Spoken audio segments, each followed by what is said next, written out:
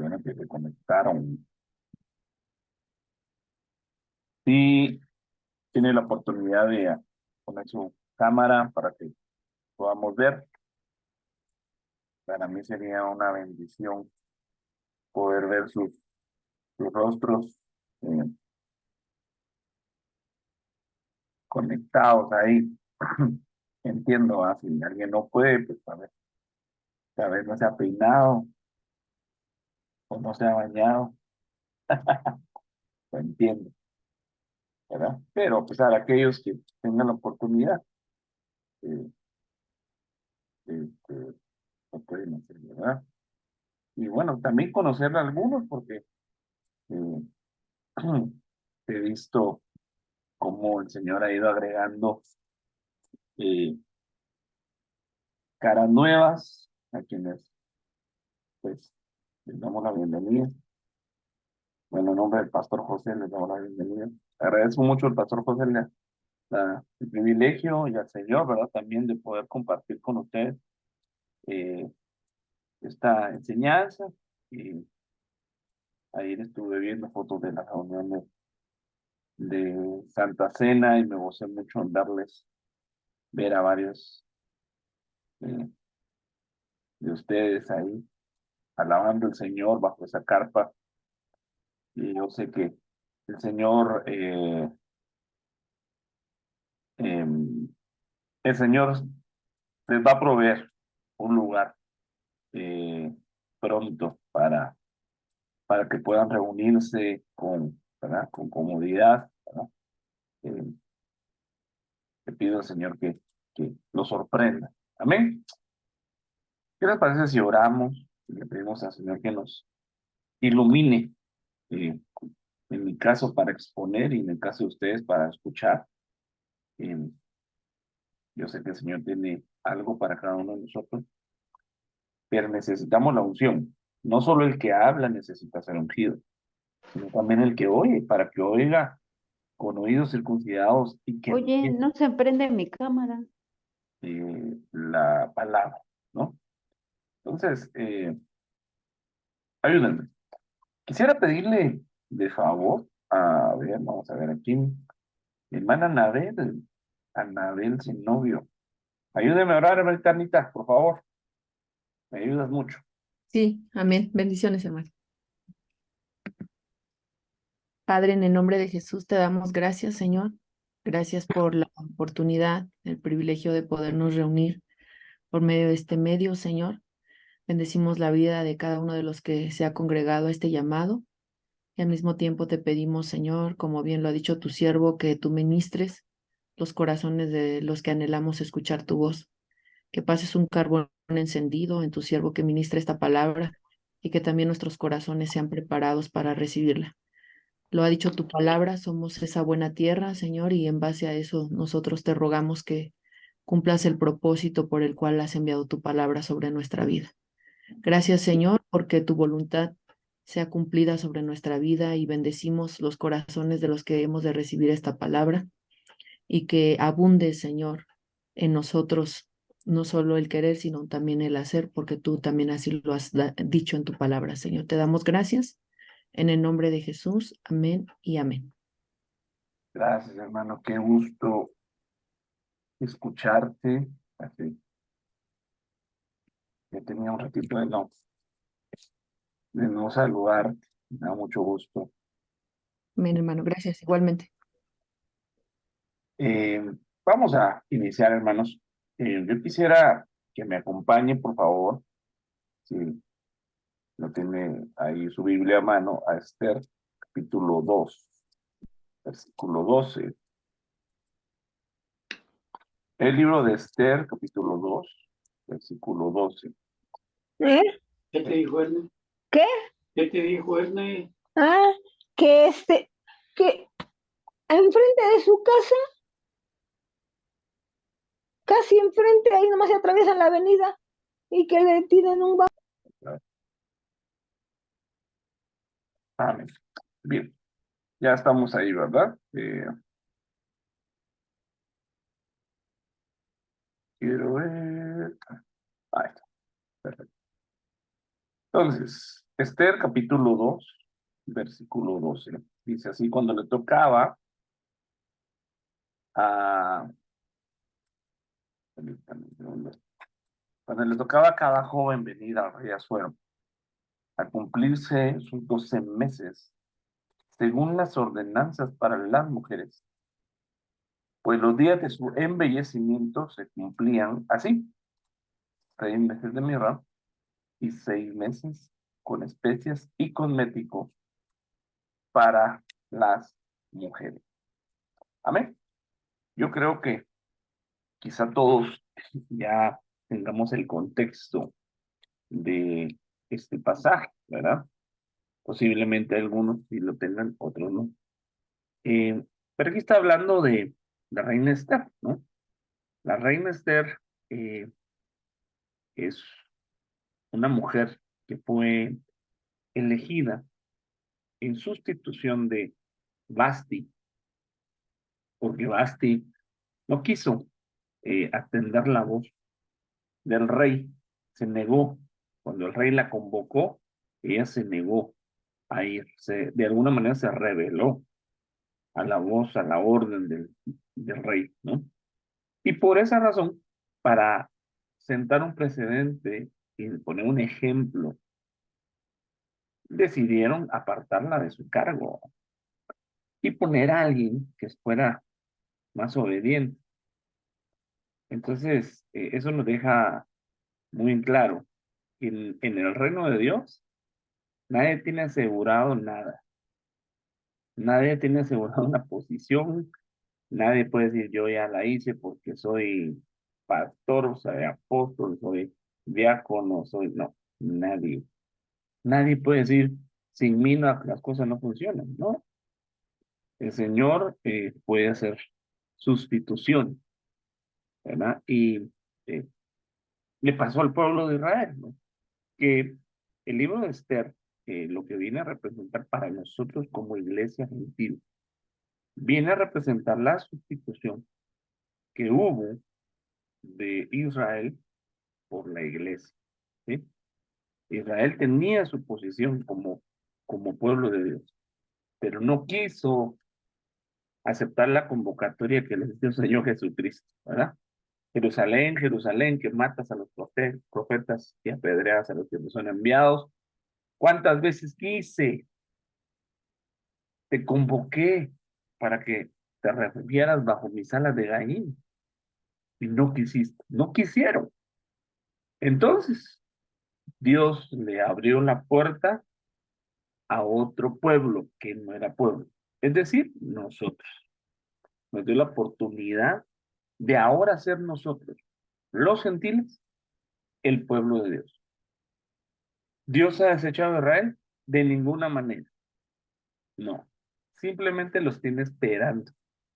Mientras trata con la iglesia, va a llegar un momento en que va a retomar su relación con su pueblo, original, digámoslo así, ¿va? Que es el pueblo nacional de Israel, los descendientes de Abraham, biológicos. Nosotros no somos descendientes de Abraham, o quizá alguno, ¿va? Quizá alguno que sí es judío, o árabe, ¿va? Eh, yo no, yo posiblemente soy descendiente de, no sé, Cuauhtémoc, o de Moctezuma, o de, no sé, no sé, ¿va? De qué indígena por ahí, o alguna mezcla, ¿verdad? De indígenas y mestizos y hermanos. No, de judío no tengo nada, pero sí sé que soy parte del pueblo de Dios. ¿Por qué? Porque soy parte del cuerpo de Cristo, parte de la iglesia.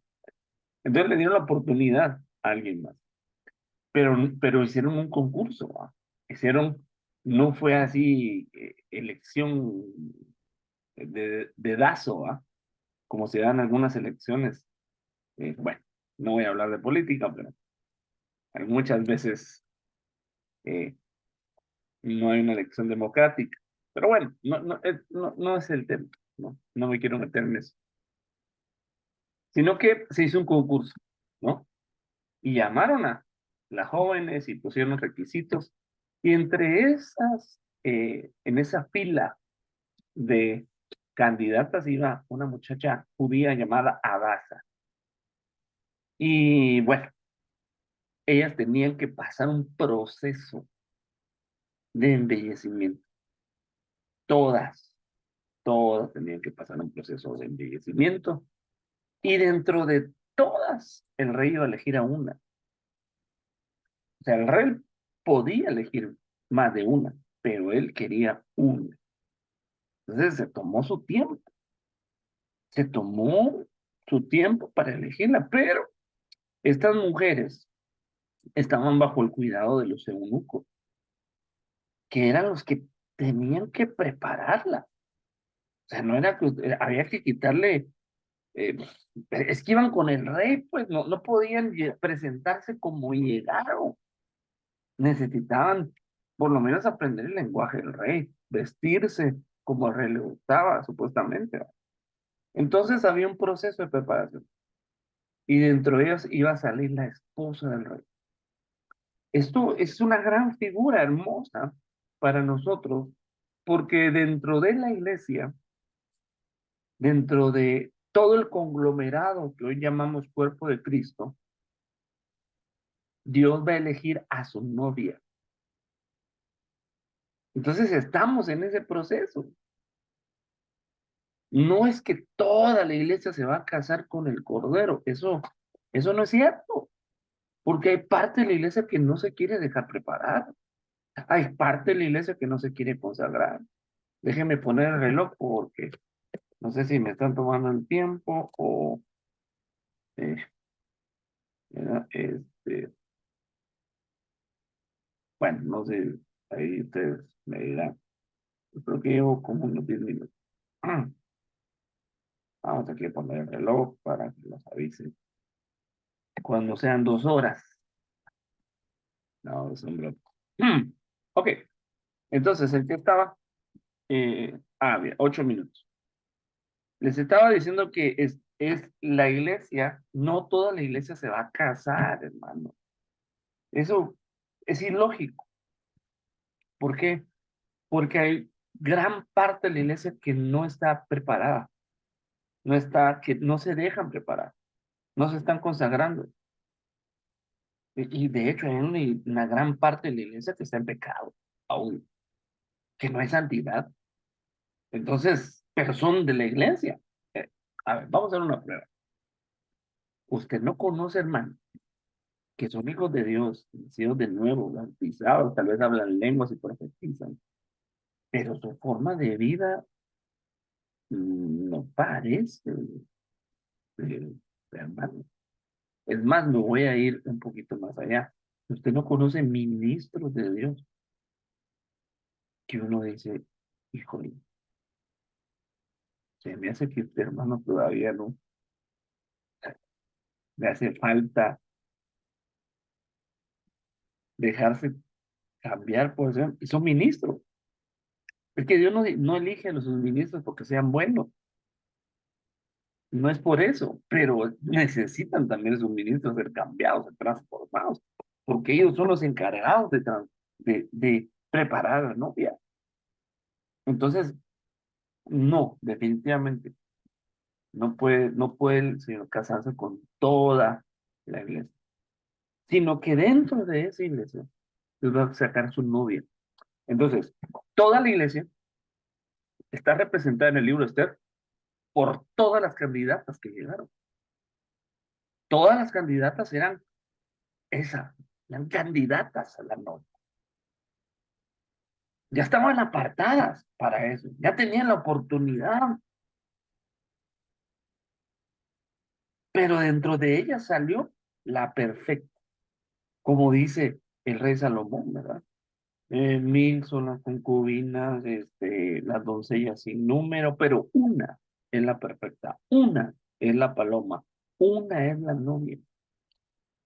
No estoy diciendo que solo va a ser una persona, estoy diciendo un número reducido de personas va a llegar a esta estatura, ¿verdad? De las cuales los ministros están excluidos, los ministros no se van a casar con la iglesia, los ministros están representados aquí por el eunuco que preparó a la novia, ¿verdad? Que son los ministros del Espíritu Santo, que preparan a la novia, que la visten, la adornan. Entonces, el proceso de preparación está descrito ahí, lo acabamos de leer. ¿Cuál era la preparación? Se dividía en dos fases. Una fase, la mitad del tiempo, era con óleo de mirra y la otra mitad con especias y cosméticos para las mujeres. Hermana, si usted quería encontrar un versículo que le avale el uso de cosméticos, ahí lo tiene, ahí está, ¿no? Hay unos hermanos que piensan que el uso de cosméticos es pecado, ¿va? No, ahí está el uso de cosméticos. La que iba a ser esposa del rey pasaba un proceso de embellecimiento. Mire, hermana, eso sí era tablado, ¿verdad? Ahí sí que nosotros que a veces queremos salir con la esposa y la esposa se tarda en su preparación de salir, ¿verdad? No es nada comparado con esta novia, un año, pero en ese año ellas recibían clase, ellas eran entrenadas porque tenían que ser del agrado del rey, pero entonces Esther fue sabia y fue bien aconsejada por Mardoqueo, que era su primo, eh, como su pariente, y le dice, eh, Esther, al Hegai, oye, dime tú y lo que tú me digas, que yo haga, yo lo voy a hacer. Porque tú conoces el carácter del rey, tú conoces el corazón del rey, tú conoces sus gustos. Entonces ella no escogió su vestido, ella no escogió su preparación, sino que se dejó preparar por Hegai. Y por eso fue la elegida, porque su preparación fue acorde a lo que el eunuco le dijo. Entonces, hermanos amados, con todo mi amor de mi corazón se los digo, dejémonos preparar por el ministro que Dios nos ha puesto. Sigamos esas instrucciones. Aunque a nosotros no nos parece, no importa, no importa, porque no es nuestro criterio el que nos va a hacer estar listos para las bodas, sino el criterio que el Espíritu Santo le dé al ministro. Entonces, yo les invito, si esto que les estoy diciendo, ustedes, Dios les da el entendimiento y el rema de que lo que les estoy diciendo es verdad, les invito, déjense vestir, déjense transformar, déjense embellecer. Aunque, miren hermanos, de verdad, uno va al salón de belleza, bueno, yo no, pues yo voy a la barbería, pero mi esposa va al salón de belleza y ella dice cómo quiere las cosas, lleva ahí eh, sus ideas y bueno, las habla con el estilista. Ok, va, ahí está válido, pues. Ella decidió qué es lo que le gustaba y le hicieron al cliente lo que pida. Pero aquí no es así, hermano. Perdón, hermano, aquí te van a transformar y muchas cosas que te van a hacer quizás no te van a gustar. A ver, hermanita, ¿cuántas irían con el estilista, con pues sí, el que las embellece? Y si hicieran algo que el estilista decide, no ustedes, ¿cuántas se animan a decirle, hazme lo que a ti te guste, hazme en mi cabello lo que tú quieras, córtalo como tú quieras, píntalo? Ay, hermano, yo creo que ninguna. Es más, tienen que pedir permiso. ¿Cuánto te voy a cortar cuántos dedos de hermano? Porque se meten en un problemón si ellos hacen algo que el cliente no quiera. Pero hermanos, ustedes tienen que dejarse embellecer, pero no a su gusto. Por eso, eh, pues, a veces hay roces en las iglesias. Por eso a veces hay roces con los ministros, porque Dios le da una indicación al ministro lo que tiene que hacer. Y a veces la iglesia no quiere. Por eso no se sujeta. Lamentablemente. Entonces, parte de la sujeción es dejarse tratar, hermano. Y ahora, si el ministro hace algo que no debe hacer, que no es guiado o dicho por el Espíritu Santo, a ese ministro le van a pasar la factura. ¿Pero quién se la va a pasar? La iglesia no, Dios. Dios se la va a pasar porque hizo algo que no debía. Pero pues uno debe dejarse, hermano. Eh, aquí, por ejemplo, tenemos algunos hermanos que son médicos, ¿verdad? Eh, y yo no sé cuánto vean con esto, pero aquí veo a mi hermano Luis, ¿no? Vamos a entrevistar aquí a mi hermano Luis. No sé si pueda reactivar su audio. A ver, mi hermano Luis, yo creo que sí está llegando la solicitud de reactivar el audio. Quiero platicar contigo.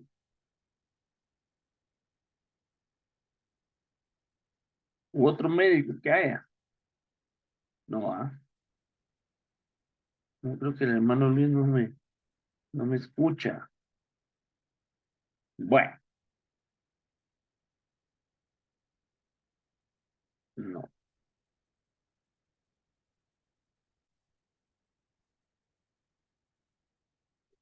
A ver. Creo que no está conectado la hermana Adriana. Bien, si hubiera otro doctor acá, no, ¿verdad? Pues es que no sé qué hay. Pero bueno, el punto es que los médicos a veces hacen procedimientos que no son agradables. A veces tienen que hacer cosas que el paciente le duele, o no quiere, o no se deja. Ni los médicos, los enfermeros. ¿Cuántos se acuerdan de la jornada de vacunación?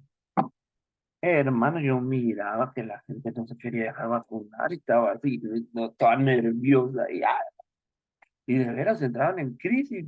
Y los pobres enfermeros ahí, no, que mire, ¿por qué? Obviamente la inyección no es agradable, ¿va? Pero es necesaria. Entonces, a veces Dios le va a dar órdenes al ministro, decirle, trata a fulano de tal con esta inyección, hermano. A veces hay procedimientos que son humillantes, hermano. De veras, Dios nos guarde, ¿va? De que un doctor nos tenga que hacer algo, pero a veces tienen que hacerlo. Yo no sé cuántos han estado convalecientes en un hospital y que tal vez los tengan que bañar. No me levanten la mano, por favor. Pero, perdón, hermano, yo creo que eso da hasta vergüenza.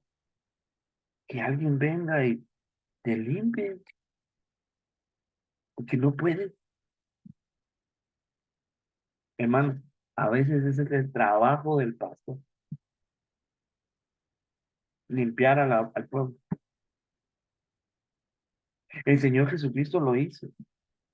¿Acaso el Señor Jesucristo no vino y se bajó una toalla y le limpió los pies a los discípulos?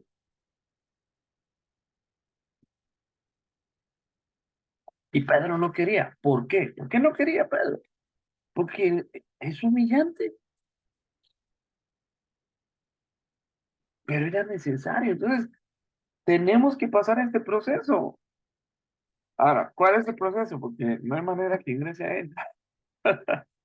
Entonces, me quisiera enfocar en la primera parte del proceso. La primera parte del proceso son 6 meses con óleo de mirra. Ok, el orden es importante.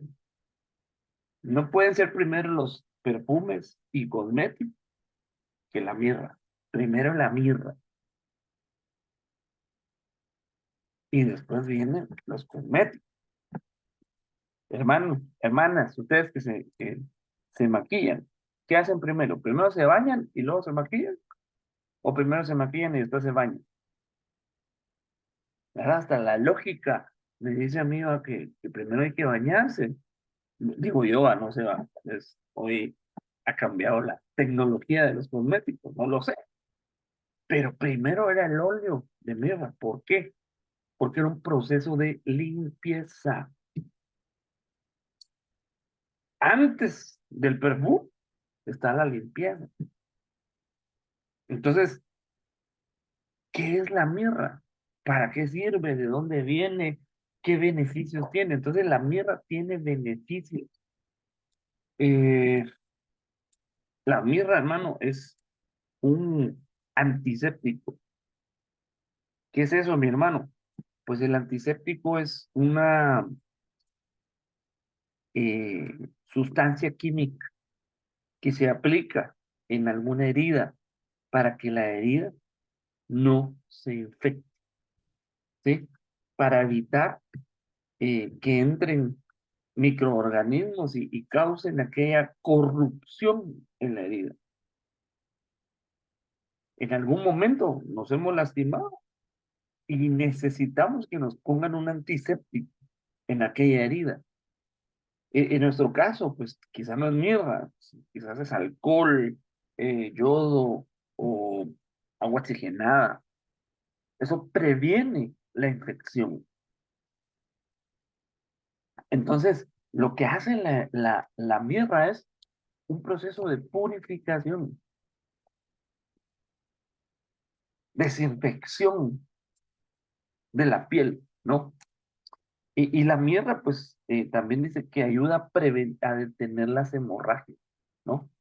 Sea, para que alguien no se desangre, no pierda la sangre, le ponía mirra en sus heridas para que la sangre parara de brotar. Es un coagulante, ¿no? Desinflama, ¿verdad? Es decir, le baja la hinchazón, ¿verdad? Mire, pues, cuando alguien está hinchado, significa que está orgulloso, que está inflado. Entonces la mirra lo desinfla, ¿verdad? Le baja 2 rayitas a su orgullo, a su vanidad, decir, mira, yo me siento importante, me siento grande. No, mirra, necesita mirra. ¿Por qué? Porque el Señor viene por una iglesia humilde, ¿va? No viene por una iglesia agrandada, una iglesia orgullosa. ¿Usted cree que Basti era orgullosa? Yo creo que sí. No se quiso humillar, no quiso atender la voz del rey. Desobedeció y ella con su desobediencia les mandó un mensaje a todas las mujeres de que desobedecieran a sus maridos, porque dentro de ellas ella era la primera dama, pues. Entonces, el Señor no iba, o sea, el rey no iba a buscar otra Basti, el rey iba a buscar una mujer, una reina que estuviera dispuesta a estar con él cuando él la llamara,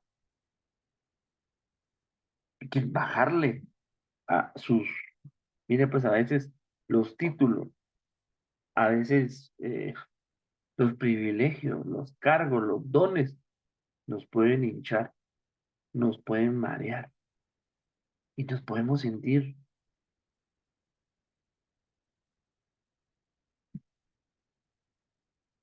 inflamados. Necesitamos 6 meses de mirra. Hermano, sí, esos ya entendí, ya googleé ahí para qué sirve la mirra. Ok, Pero todo esto tiene una aplicación para nosotros, tiene una enseñanza. Entonces, fíjese que hay una iglesia que se llama Mirra. Yo digo que esa iglesia nos puede enseñar algunas cosas sobre la mirra, ¿no? Y la mirra, a lo que nosotros podemos relacionarla, es con el sufrimiento, con la tribulación, con los momentos en donde nos toca padecer. Eso es la mirra. O sea, en pocas palabras, la mirra es un periodo de sufrimiento. Es un periodo, hermano, en donde nos toca momentos de lágrimas, quizá. Entonces, una de las 7 iglesias que podemos ver en Apocalipsis 2:8, Apocalipsis, que me acompañen por favor, esta cosa no me deja leer. A ver, Apocalipsis 2, capítulo 8, versículo 8. Mire, a la iglesia de Esmirna. Y si usted busca en algún diccionario bíblico de bueno, y por ahí tengo yo aquí algunos, quisiera, quisiera que usted lo vea, porque no quiero que piense que me estoy inventando las cosas, ¿no? Yo sé que usted confía en mí, ¿ah? Pero mejor si se los demuestra.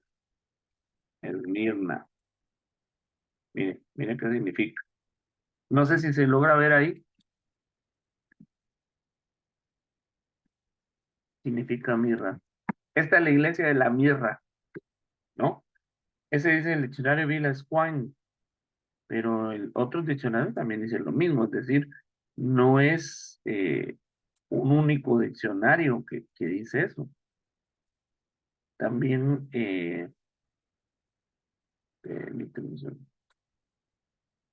mire, Esmirna, Esmurna, ¿no? Es mirra, ¿no? Eh, entonces, hay muchos diccionarios, ¿no? Que dicen que esta traducción al español es mirra, ¿no? Vamos a quitar el diccionario para que veamos la palabra. Entonces, hermanos amados, leamos, porque la mirra, ellos estaban pasando por mirra. Y mire, dice, escribe el ángel de la iglesia en mirra, ¿no? En mirra, ¿no? El primero y el último, el que estuvo muerto y ha vuelto a la vida, dice esto, yo conozco que tu tribulación. Entonces, hermanos amados, la mirra está relacionada con momentos de tribulación. Eh, no es lindo, ¿ah? La mirra no es un proceso lindo, no es un proceso donde pueda uno disfrutar. Es un proceso donde quizá eh, nos toque algún padecimiento. Pero si entendemos el propósito del padecimiento, si entendemos el por qué y para qué, podemos pasar ese padecimiento con mayor gozo y alegría, porque sabemos que lo que Dios está haciendo no es, no nos está destruyendo, sino que nos está preparando para para la boda del Cordero. Entonces es necesario que paguemos ese precio, hermano. Hermanos, perdón, no va a ser fácil ser la novia de Cristo. No va a ser fácil. Vamos a tener que pagar un precio. Y parte de ese precio es pasar por un proceso tal vez de sufrimiento, de pruebas, de luchas, de tribulaciones, que lo que van a hacer es quitar de nosotros toda impureza, todo microorganismo que infecte nuestras heridas, ¿no? Entonces, quizá muchos de nosotros venimos heridos, lastimados, con heridas en el alma, abiertas, de cosas que nos pasaron. Y la herida no ha sanado. Entonces es necesario un poco de mirra sobre tus heridas. ¿Para qué? Para que no se putrefacte o no se pudra esa herida. No, no, no, no se contamine. Porque una persona herida, perdón, hermano, tiene que vendar las heridas. Tiene que ser desinfectado para que entre en un proceso de sanidad, de cicatrización de aquello. Pero si alguien no se deja cuidar, no se deja vendar, no se deja poner mirra, hermano, aquella parte del cuerpo se puede perder. Lo digo porque si alguien se gangrena o se infecta aquello, hermano, puede perder esa parte del cuerpo. Entonces, hermano, déjate poner mierda. No le huyas al sufrimiento. Mira, hermano, yo sé que el sufrimiento no es agradable, pero es necesario. Uno quiere huir de eso porque ¿a quién le gusta sufrir? A nadie. Pero hay dos tipos de sufrimiento. Hay un tipo de sufrimiento que nos ayuda a ser mejores. Y hay un tipo de sufrimiento que, perdón, hermano, que no sirve para nada. Que nada más sufrimos, pero no aprendemos. Y volvemos a sufrir por lo mismo y no aprendemos. Pero el sufrimiento que Dios permite que llegue a nuestra vida, ese sufrimiento tiene un propósito. Ahora, solo hay que ver la causa por las cuales estamos sufriendo. Entonces, hay una causa que viene de Dios, que es la mirra, y hay una causa que es por nuestras decisiones. Entonces, muchas cosas por las cuales sufrimos vienen por decisiones que nosotros tomamos, por cosas que nosotros elegimos. Dice un pasaje de la palabra, bienaventurado el que no se condena con lo que elige. Hermano, ¿dónde dice esto? Pues ahorita lo buscamos.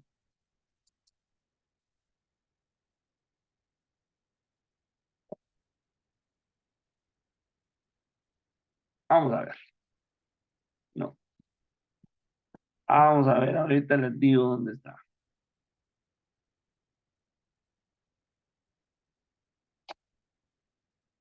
No.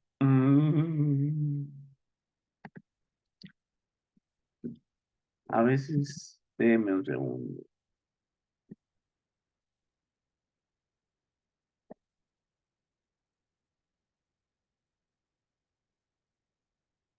A ver. Romanos 14:22. ¿Cómo dice? Dice, la fe que tú tienes, tenla conforme tu propia convicción delante de Dios. Dichoso, no dice bienaventurado, dice dichoso el que no se condena a sí mismo en lo que aprueba. Vamos a ver cómo dicen otras traducciones, dice. Bienaventurado el que no se condena a sí mismo en lo que aprueba. Eh, Bienaventurado el que no se siente culpable con las resoluciones que toma. Estás hablando de decisiones. Entonces, hermanos amados, muchas veces puede venir sufrimiento por cosas que tú decidís sin consultar a Dios. Cosas que tú aprobaste y no le preguntaste a Dios. Tomaste decisiones por tu cuenta. Hiciste cosas y a Dios no ni lo tomaste en consideración. Entonces, estas malas decisiones traen sufrimiento, traen dolor, traen lágrimas. Y uno dice, Dios, ¿por qué? ¿Por qué permitiste eso? Y Dios te dice, pero si fue lo que tú elegiste. Y no me digan, yo te ayudo, pero tú elegiste eso. Entonces, eso no es mirra. Esas son consecuencias de nuestras malas elecciones. Pero viene una mirra, que sí es un sufrimiento, pero eso viene de parte de Dios. Dios lo permite, porque tiene un plan, porque algo quiere corregir en nosotros, algo quiere tratar en nuestra alma, en nuestro carácter, hermano. Y hay veces que el carácter no entiende con palabras. Los que son padres tal vez me van a entender un poquito mejor, que muchas veces tus hijos no te entienden con palabras, eh, tú les hablas, les dices, les haces ver razones, les pones muñequitos, les pones peras y manzanas, con amor, con paciencia, y no entienden. ¿Sabes cómo entienden? ¿Ah? Algo que les duela. Ahí entienden así, a veces, con disciplina, a veces así entienden. Entonces, estamos hablando del proceso de la novia, ¿no? Entonces, ahí viene el ministro, te habla, te exhorta, te muestra la palabra, te aconseja, ora por ti, y bueno, nada de eso funcionó. Entonces, va a venir una disciplina. Y la disciplina no es causa de voz, a nadie le gusta. Pero ¿cómo somos hijos? ¿Cuántos hijos de Dios hay aquí? Levanten su manita, te va a venir disciplina. Aunque no digas amén, si eres hijo, te van a jalar las orejas.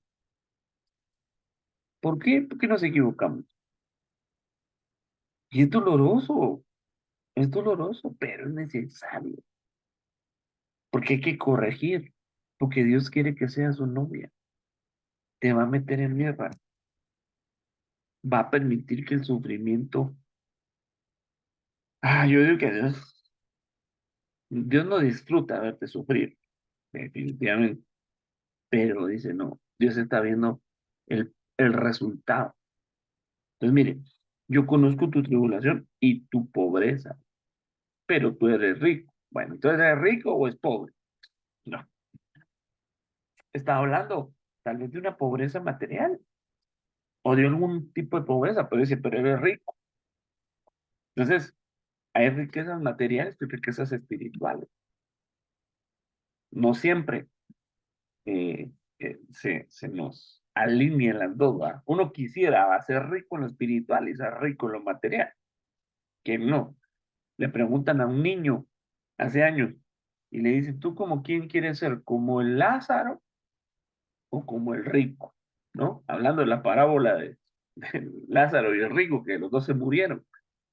Y dijo el niño, en la tierra quiero ser como el rico, y en el cielo o en el seno de Abraham quiero ser como Lázaro.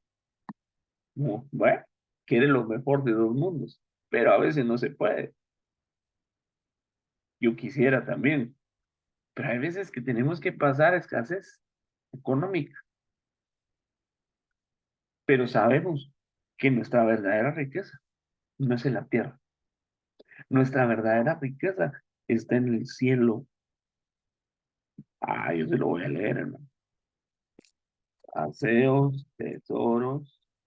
¿En dónde? En el banco, en Bancomer o en las acciones de Nueva York. No, ay, hermanos, no puede ser, no me parece. Pero sí lo dijo el Señor. Ahí está, ¿ves? Mateo 6:20. Sino que ha acumulado tesoros. ¿En dónde? En el cielo. Donde ni la polilla ni la herrumbre destruyen, ni donde ladrones no penetran ni roban. Entonces, ¿qué le está diciendo acá el Señor a la iglesia de Filemón? Y a todo ese proceso por el cual tú estás pasando, lo que está sucediendo es que yo te estoy haciendo rico en el cielo. Estás acumulando riqueza espiritual. Porque te voy a decir algo. Cuando uno está pasando esos procesos de Dios, uno se consagra. Uno empieza a buscar al Señor. Uno empieza a orar. clamar, empieza a haber cambios en nosotros, empezamos a servir. Y yo creo que la manera para hacer tesoros en el cielo es sirviendo en la tierra. Si tú sirves en la tierra, si tú le sirves al Señor, hermano, no te van a pagar con pesos, ni dólares, ni euros, ni oro, ni plata. Te van a acumular un tesoro en el cielo precioso. Si un vaso de agua tiene su recompensa, eso me deja ver que como que hubiera un tabulador, ¿verdad? ¿Cuánto, ¿Cuántos vasos de agua tú le has servido al Señor? ¿Cuántas veces tú has servido? Lo tienen anotado en un libro llamado Libro de las Obras.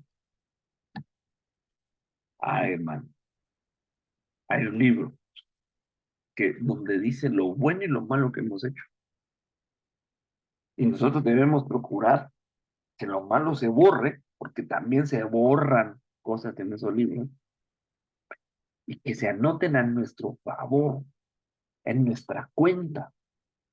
Riqueza espiritual, hermano. Si no tenemos mucha riqueza en la tierra, que yo oro y anhelo que Dios te bendiga, también te prospere económicamente, pero hay veces que las cosas no nos salen como uno quiere. No te preocupes tanto, preocúpate más por tus tesoros celestiales. Claro, hay que trabajar, hay que anhelar, aspirar a cosas mejores, ¿verdad? No estoy diciendo, yo no predico un evangelio de pobreza, ¿verdad? No, claro, yo quiero que tengas una buena casa, un buen carro, que te vistas bien, claro, que tus hijos estén bien, ¿verdad? Yo te lo deseo con todo mi corazón, pero hay veces que vamos a pasar tiempos de escasez. Y en medio de la escasez, si la escasez viene de parte de Dios, porque a veces Dios manda escasez, eso te está preparando. Esa es la mirra, esa es la mirra. Que Dios a veces en lo económico, Dios nos trata, hermano.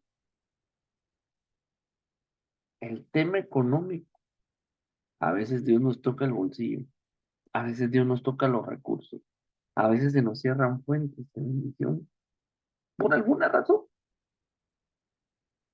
y nos toca depender 100% de Dios.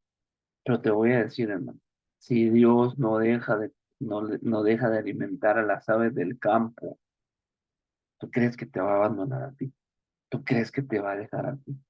¿Tú crees que te va a dejar de proveer a ti? Claro que no. Pero ese proceso, lo que algo va a tratar en tu alma. Ahora, si la escasez viene porque nosotros estamos dejando de hacer algo, bueno, es otro tema. Tal vez tenemos detenidas bendiciones en los cielos porque no estamos haciendo cosas en la tierra que tenemos que hacer. Entiendas, diezmos, ofrendas, limosnas. Entonces eso dice que abre la ventana de los cielos, ¿no? Entonces, o sea, si no hacemos cosas en la tierra, no esperemos que vengan cosas del cielo. Están conectados, hermano. Lo terrenal está conectado con lo celestial. ¿Y cuál es el vínculo? ¿Cuál es el vínculo? Las cosas espirituales. ¿Cómo conectamos eh, la adoración celestial con la adoración que se da en la iglesia que está aquí en la tierra? ¿Cómo lo conectamos? Cuando empezamos a hacer cosas espirituales, hermanos, logramos abrir la puerta por medio de la oración, de la adoración, de la administración, hermanos, logramos conectar lo que está en Dios allá arriba con cosas aquí terrenales, pero por medio del vínculo son cosas espirituales. Entonces, Esmirna estaba pasando situaciones económicas complejas. Estaban, mire, y la blasfemia de los que dicen ser judíos, y no lo son, sino que son sinagogas de Satanás. Mire, la gente que estaba fastidiando a la iglesia de Dios. judaizantes, ¿no? Entonces, posiblemente nos tengamos que enfrentar doctrinalmente, defender nuestra fe, defender nuestra doctrina. Dice, no temas lo que estás por sufrir. O sea, todavía le faltaba un sufrimiento. O sea, ya estaban en tribulación. Pero dice, no temas lo que estás por sufrir. Es decir, venir un sufrimiento adelante. He aquí el diablo echará a algunos de vosotros en la cárcel para que seáis probados. Y tendréis tribulación por 10 días. Sé fiel hasta la muerte y yo te daré la corona de la vida. Entonces, a veces, hermano, se le da permiso al diablo de hacer algunas cosas. Hermano, yo no quiero desmotivarte, ¿va? Pero a veces Dios permite que el diablo haga cosas para tribularnos. ¿Para qué? ¿Cuál es el propósito? Para probar. ¿Probar qué, hermano? ¿Qué Dios quiere probar en ti? Sé fiel hasta la muerte. Dios quiere probar nuestra fidelidad. Entonces, el Señor se va a casar con una novia fiel.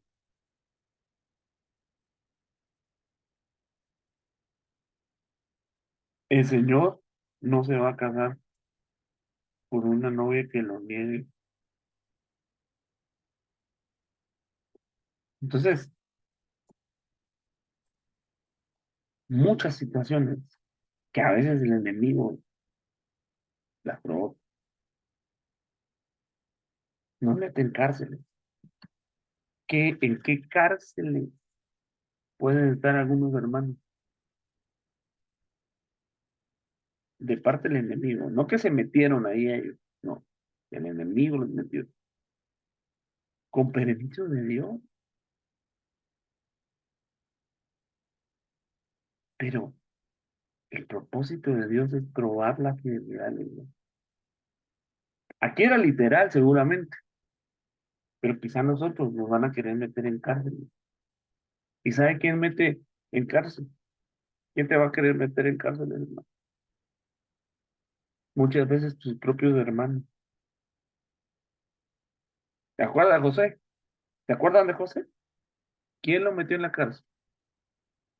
¿Quién lo metió en el hoyo? Tus propios hermanos. Entonces a veces Dios permite que nuestros propios hermanos nos hagan daño. Y uno dice, no, pero si este es mi hermano, mi amigo, mi compañero, ministrábamos juntos en la alabanza, íbamos a predicar a las esquinas, y fue el que te traicionó, fue el que te metió en una cárcel. ¿Cómo puedes meter tú a alguien en la cárcel? Pregunta.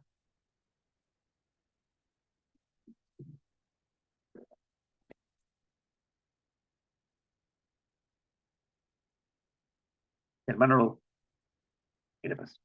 Veamos a lo literal. Vamos a lo literal, ¿sí? ¿Cómo alguien podría meterte a ti en la cárcel? A ver, hermana, la hermana creo que levantó la mano.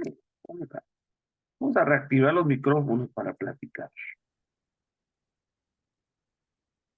En lo literal puede ser cuando se comete, pues no sé, algún robo y se procede legalmente. O sea, tú cometiste un error, hiciste algo malo, ¿no? Ofendiste a alguien, bueno, hiciste algo y la otra persona tiene derecho de acusarte, de demandarte y de llevarte a tribunal, ¿sí? Ok. Y te puede meter en la cárcel, si se comprueba y va, ok. Entonces, nuestros hermanos podrían meternos en la cárcel a nosotros. ¿Por qué? Por cosas que hicimos, por errores que cometimos, por ofensas, por peleas, por pleitos, divisiones y muchas cosas que a veces pasan entre hermanos.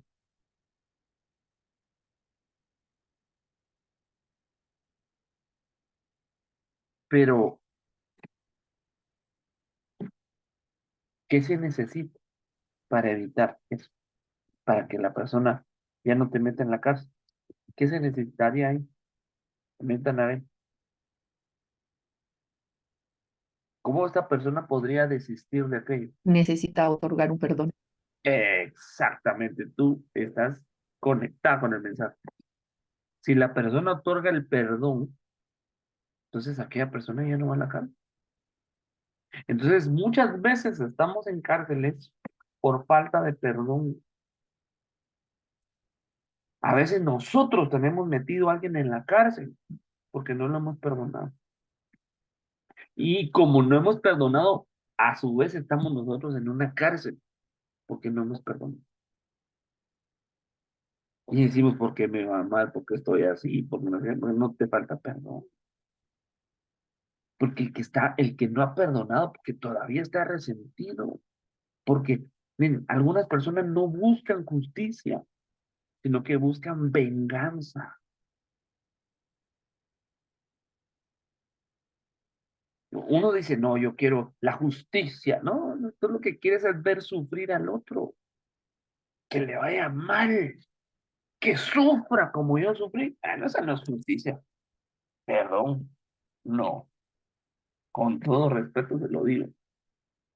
Porque tú quieres castigar a alguien. Y el castigo, hermanos amados, queridos, solo le corresponde a Dios. Nosotros podemos discernir, podemos decir si algo está bueno o está malo, aprobar o desaprobar algo. Claro, Dios nos da ese criterio. Pero el castigo solo puede venir de parte de Dios, porque dice, mía es la venganza, yo pagaré. Entonces, la salida que Dios nos da de la cárcel es el perdón. Entonces, cuando uno perdona, uno también sale de la cárcel, porque tiene que liberarse de aquel rencor. Y uno libera al otro también de esa parte. Pero puede ser que la otra persona, en el caso que nosotros seamos los ofendidos, ¿verdad? Puede ser que la otra persona jamás me pida perdón. Quizá ya hasta falleció y nunca me pidió perdón. Nunca te pidió perdón. Afortunadamente, hermano, no necesitamos que nos pidan perdón. Tú y yo podemos decidir perdonar sin que nos pidan perdón. Y recordar aquello, ¿va? Ahora, si tenemos problemas con eso, hermano, que perdonar tampoco es que sea fácil. Se dice fácil, pero no es fácil. Busquemos ayuda ministerial, busquemos ayuda de los pastores. Y yo le guardo un rencor a mi abuelita porque no me dejó herencia. Es posible. Y no podemos. Entonces, hermano, vengamos y busquemos a los pastores, decir, necesito que me ayuden. Entonces, hay algunos metidos en la cárcel. Ahora, tendríamos que ir a ver, ¿va? Varias cárceles, pero ya me quedan 3 minutos, hermano, para orar. Ya se los dejo de tarea, vaya a buscar todos los hijos de Dios que estuvieron encerrados por alguna razón. Y va a encontrar, y algo el Señor nos va a mostrar ahí de nuestro propio carácter. Porque yo siempre digo, no se trata de ver a los demás. Primero mirémonos a nosotros. Ver a los demás es fácil, pero verse uno mismo, no, siempre.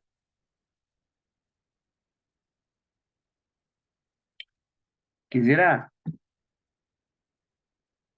terminar con una oración. Pedirle al Señor que nos ayude a pasar este proceso de mierda, de sufrimiento. Recuerden que dice la palabra del Señor. Muchas son las aflicciones del justo. Salmos 39, 19. Muchas son las aflicciones del justo. Muchas son las aflicciones de la novia de Cristo. Pero de todas ellas, Dios te va a librar. No huyas de la aflicción. No huyas de la mirra. No huyas del momento de sufrimiento. sino que dice, dile, Señor, yo espero en ti. Me vas a sacar, me vas a sacar porque tú eres fiel. Amén. Oremos, Padre, en el nombre de Jesús. Te damos gracias por tu palabra, Señor, por tu enseñanza, Señor. Nos permites aprender, Señor. Te pido en el nombre de Jesús que si alguno de mis hermanos estamos pasando tiempos difíciles, tiempos de mirra, esos 6 meses de mirra, yo te pido en el nombre de Jesús, Señor, que esta palabra les traiga esperanza a su corazón, les traiga aliento, les traiga fuerza, les traiga esa, ese bálsamo, esa palabra, Señor, que nos anima a pasar esos tiempos duros, esos tiempos en donde no vemos salida. Pero ahora entendemos, Señor, que es la preparación de la novia a Cristo. Es parte de la preparación. Y la promesa de Dios es que no para siempre va a ser así. No para siempre es la mirra, no para siempre es el sufrimiento. Van a venir tiempos de perfume, van a venir tiempos buenos, van a venir tiempos de aloes, tiempos, hermanos, de gozo, de alegría, todo va a cambiar. Solo que este tiempo es necesario. Te pido en el nombre de Jesús que sea tu Espíritu Santo el que traiga esta revelación a cada corazón, Señor, y que consuele con esta esperanza, que esto es temporal y que tú los vas a rescatar. En el nombre poderoso de Cristo Jesús, bendigo a cada familia, a cada vida, a cada persona que me está escuchando. Lo bendigo en el nombre de Jesús. Y le pido al Señor que le ministre esperanza en este tiempo de preparación. Gracias, Señor. Gracias, te damos. Quisiera abrir el micrófono por si alguien quisiera preguntar algo o eh, hacer algún comentario. Es Yo, hermano, yo quiero hacer un comentario. mi hermano Chío. Hola, ¿cómo estás? ¿Qué tal? Muy bien, Yo te muy bien. Qué bendigo. gusto verte y oírte. Gracias. Aquí yo te quería comentar la parte del Señor Jesús cuando tú decías que el doctor, pues es el doctor de doctores. Entonces, él primero lo que hacía era sanar el cuerpo y después ministraba la palabra para sanar el alma. O sea, que primero había una limpieza corporal y después venía la limpieza del alma. Y a veces muchos de nosotros primero queremos limpiar el alma, ¿sí? Y después el cuerpo. Pero aquí nos enseña el Señor que primero se limpia el cuerpo y después se sana el alma para poder ser salvo. No sé si estoy bien en mi aportación. Fíjate que esto me recuerda a algo que le preguntaban al apóstol Ríos. Él era médico también, ¿no? Entonces, pues su Sí, trabajo era sanar cuerpos, ¿no? O lo intentaba al menos. Pero eh, hemos, es obvio que no todos los que entran en un proceso clínico se sanan, ¿no?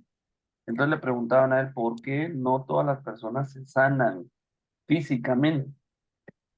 Y la respuesta de él me parece a mí muy sabia, ¿no?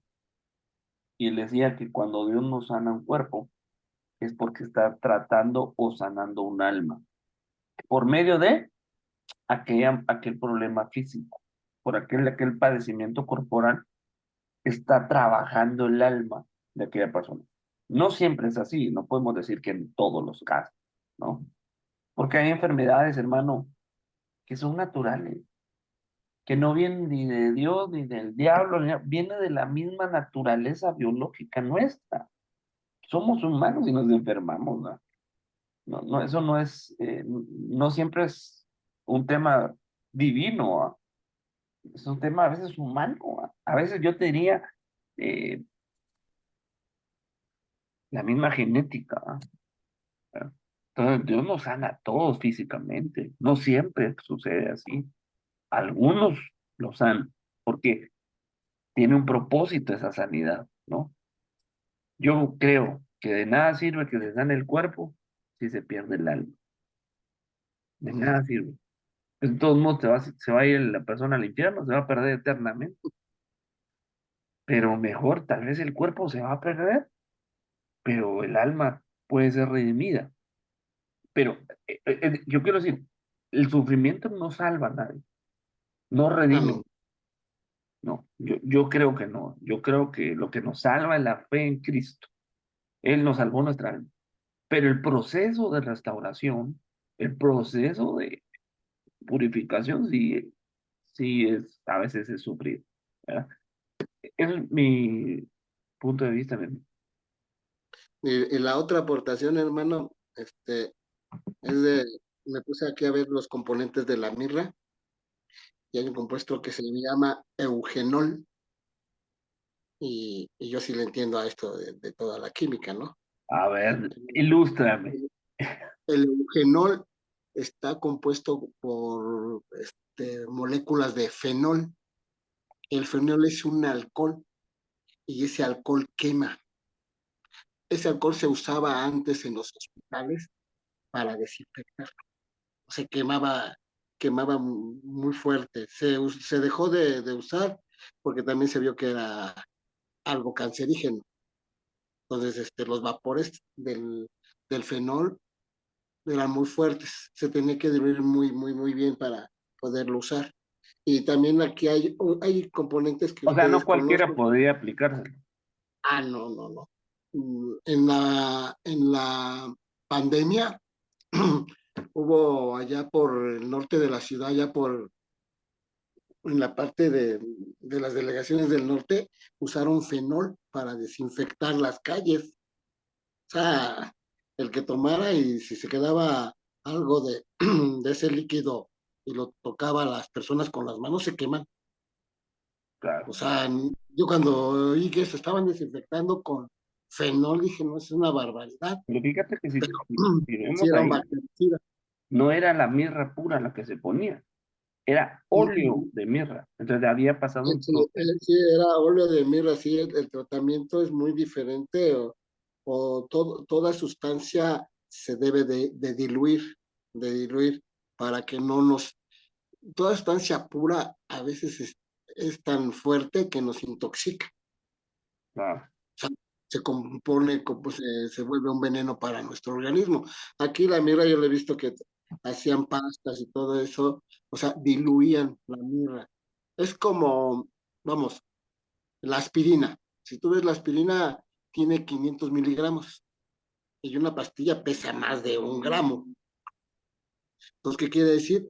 Que combinan el principio activo, que es el ácido acetilsalicílico, en un vehículo. Y entonces el vehículo va a ser otra sustancia sólida que transporta el ácido acetilsalicílico. O sea, no puedes tomar ácido acetilsalicílico puro porque también es un tóxico a veces para el organismo, claro, dependiendo de la cantidad. claro. Es ¿Sí? como el Y aquí cloro, también hermano. El cloro te es, dice que, aquí dice que también tiene ácido acético. El ácido acético es lo que ustedes conocen como vinagre. Tiene vinagre, por eso las acciones que tú decías de limpieza, de ser un antiséptico, un antibactericida, y tiene ácido fórmico. Yo uso el ácido fórmico en el laboratorio para conservar especímenes para que no se me putefacten. O sea, yo tengo especímenes de hace 40 años y los tengo todavía bien, bien sin putrefacción. Los podemos ver en los frascos porque uso ácido fórmico. Entonces, ese nomás era el comentario de que la mirra fíjate que me tiene... llama mucho la atención lo que dices, porque en algún pasaje, cuando habla de la mirra, me recuerda que a Jesús le quisieron dar vinagre, pero en algunas traducciones dice mirra, ¿verdad? Ujú, En algunas traducciones dice mirra. Entonces seguramente era un vinagre eh, derivado de la mirra, ¿verdad? Que exactamente. seguramente era algo amargo, ¿verdad? Quería. Interesante, hermano. Gracias por tu aportación. Creo que nos ayuda a entender un poquito más, ¿verdad? Desde un punto de vista más, eh, Científico, ¿no? sí, Más, químico, ¿verdad? Las propiedades, ¿verdad? Yo creo que también de ahí podemos aprender. Muchísimas gracias y qué gusto saludar. Mana, Vera, igualmente. ¿ibas a decir algo? Em, sí, volviendo un poquito al tema de la sanidad del cuerpo y que tú estabas trayendo a memoria la frase del apóstol Otoniel Ríos, me recordé del pasaje de cuando Jesús sana al paralítico, porque dice la Biblia y se los voy a leer, esto está en la Biblia al día, dice, unos hombres le llevaron un paralítico acostado en una camilla. Al ver Jesús la fe de ellos, le dijo al paralítico, ánimo, hijo, tus pecados quedan perdonados. Entonces es bien curioso porque Jesús no dijo de inicio, eres sano. Y ahí es donde dice que los maestros de la ley empezaron a murmurar y a decir que Jesús era blasfemo. Y Jesús les dice, ¿qué es más fácil? Decir, tus pecados te son perdonados o levántate y anda. Entonces es bien interesante que Jesús primero usó varias formas para sanar, ¿no? No, como tú decías, no era solamente primero el cuerpo, en algunas ocasiones fue así, en otras ocasiones como esta fue su alma, porque lo que este hombre tenía era el alma desanimada, la tenía enferma de Sí. alguna manera, ¿no? Bueno, estaba desanimado porque no podía caminar también, Sí, pero la causa de la enfermedad era el pecado. No era una causa biológica, no era una causa natural. No es que él se haya caído y que se lo golpeó, no. Él algo hizo que lo llevó a esa condición. Entonces, ¿cuál fue la sanidad? Pues hay que tratar el origen de la enfermedad y el origen de la enfermedad es el pecado. Entonces, el pecado hacía que él no pudiera caminar. Por eso sanó aquello. O sea, porque lo que Dios quería era la enfermedad para que él entendiera y se arrepintiera. Ahora, si tú lo lees comparado a este pasaje con el de Juan capítulo 9, entonces los discípulos le dijeron, entonces por pecados alguien puede nacer enfermo. Eso lo enseñó el Señor. No quedó escrito literalmente, pero quedó implícito. Entonces le preguntan, ¿quién pecó? ¿Este o sus padres para que naciera ciego? Pues, ¿cómo se puede pecar antes de nacer? Tiene que ser un pecado preexistencial. Y como consecuencia se nació con una enfermedad. En el caso de ese dice, ni este ni sus padres, no, no, aquí no sucedió eso. Esto no es por causa de pecado, sino que este ciego lo que va a manifestar a la gloria de Dios, ¿no? Pero el Señor deja entender que sí hay pecado, ¿verdad? Que entonces a veces estamos orando por alguien, hermano. Señor, sánalo, Señor, mira que vuelva, no sé qué, no. A veces hay que discernir y decirle, Señor, muestra si no de planos, tal vez algo hizo o algo hicieron sus padres. Pero esto ya viene en una administración, vaya, más propiamente, no precisamente cuando estemos orando, pero muchas veces, muchos padecimientos que tenemos son a causa del pecado. Eso es, a grandes rasgos, lo que tenemos que entender es que Dios nos permite la enfermedad, permite eso para que nos lleve al arrepentimiento, que es lo que al final del día quiere. Aunque el cuerpo vaya al panteón, el alma ya no va al infierno. Así es. Muy bien, pues qué gusto me da verles, oírles y pues, les mando un abrazo virtual hasta donde estén todos y sigamos adelante, siempre dando pasos firmes y de la mano del Señor y de el pastor que nos va ahí guiando. Los bendigo en el nombre de Jesús y espero que nos sigamos viendo y que pronto nos veamos. Bendiciones.